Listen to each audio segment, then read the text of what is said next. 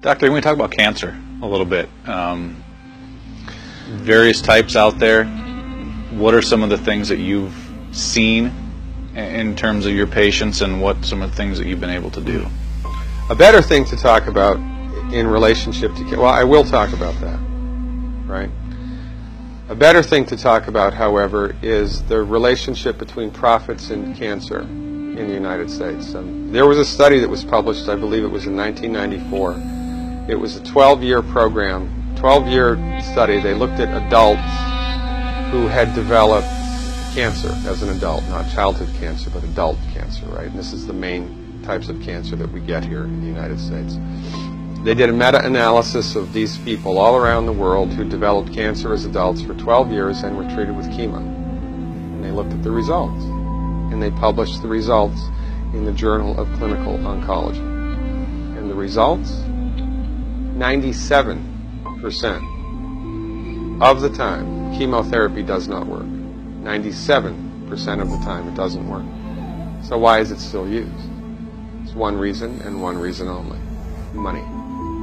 If you go to a medical doctor, an MD, with a sinus infection, and that doctor prescribes an antibiotic, he gets no financial kickback.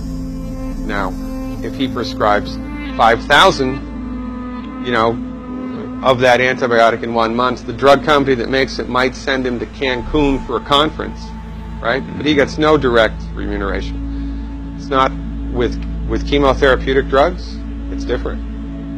Chemotherapeutic drugs are the only classification of drugs that the prescribing doctor gets a direct cut of.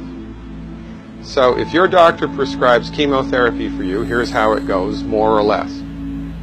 The doctor buys it from the pharmaceutical company for $5,000, sells it to the patient for $12,000, insurance pays $9,000, and the doctor pockets the $4,000 difference.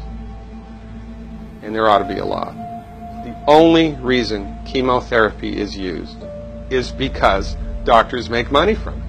Period. It doesn't work 97% of the time. If Ford Motor Company made an automobile that exploded 97% of the time, would they still be in business? No. This is the tip of the iceberg of the control that the pharmaceutical industry has on us. Most people have no idea of this at all. Now, I wrote a book. It's called The MD Emperor Has No Clothes, right?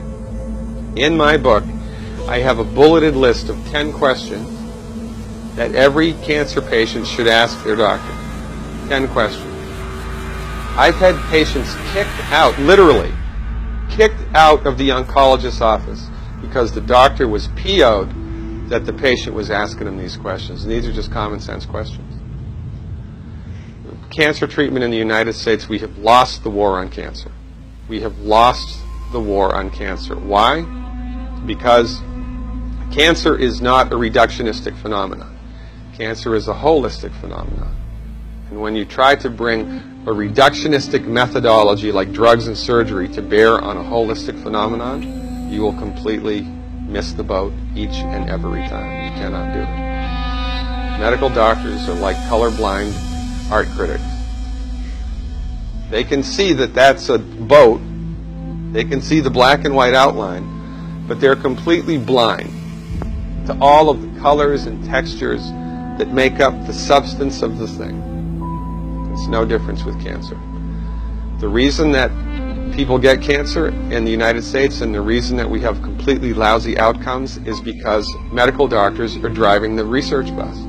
When women get together and do a 5K run for breast cancer, all of that money, do you think any of that money goes to nutritional research? Do you think any of that money goes to homeopathic research or acupuncture or traditional Chinese medicine or naturopathic research? No.